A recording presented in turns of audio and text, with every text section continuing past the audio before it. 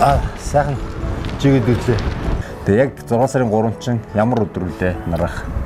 За 6 сарын 3 бол нөгөө юу шүү дээ дэлхийн өдөр тийм ээ. Дэлхийн дугуйн өдөр. 2018 онд одоо дэлхийд дугуй үүсэн хөгжсөний 200 жилийн хойд одоо зориулж нүүбээс одоо энэ өдрийг дэлхийн дугуй өдөр болгосон байгаа.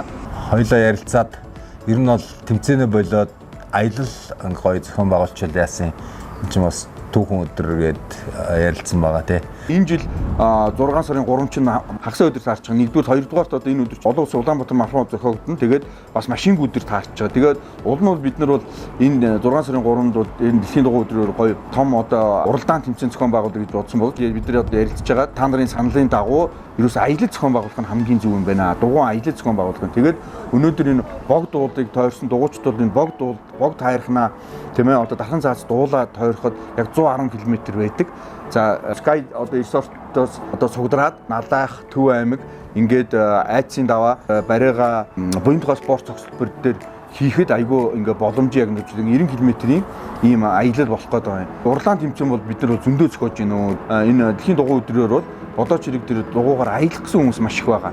Тэгэхээр энэ сайхан аялыг бид нар одоо ерөөсөө энэ 6 сарын 3-нд эхлэе. Тэгээд энийг уламжлалт болгоё.